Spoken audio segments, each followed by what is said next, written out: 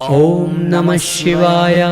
ओम नमः शिवाय। नमः शिवाय। ओम नमः शिवाय। जय शंकर, जय शंकर।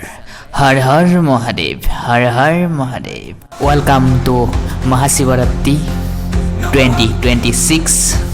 हर हर हर हर शंकर शिव शंकर। हर हर महादेव, हर हर महादेव, हर हर महादेव। नमस्कार प्रिय दर्शक, আপোনালোক আটাইকে মহাশিৱৰাত্ৰি সকলোকে শুভেচ্ছা জনালো। 2026 চনৰ মহাশিৱৰাত্ৰিৰ শুভ সময়। এই শিৱৰাত্ৰিৰ দিনটোত কি কৰিব কি নকৰিব সঠিক সময়সূচী সকলোবোৰ সোমাই আছে এই ভিডিঅ'টোত।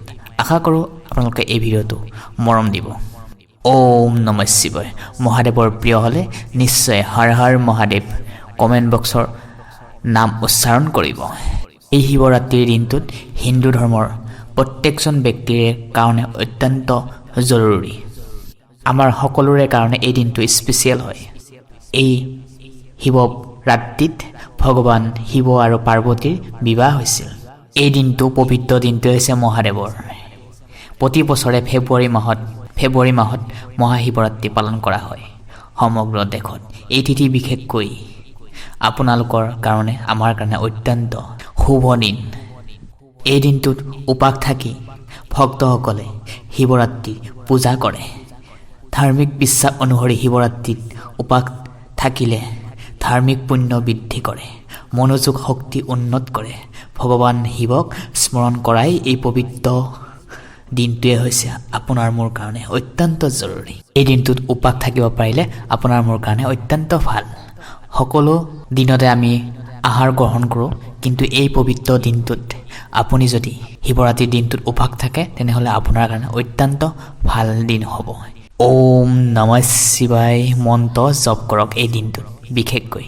আমি জানি লওঁ আহকচোন শিৱৰাত্ৰি কোন তাৰিখে পৰিছে। বহুতৰ মনৰ মাজত কনফিউজ লাগি আছে, সেয়ে জনাই দিওঁ। 2026 চনত 15 ফেব্ৰুৱাৰীত শিৱৰাত্ৰি পৰিছে, কিন্তু বাৰ হৈছে ৰবিবাৰ।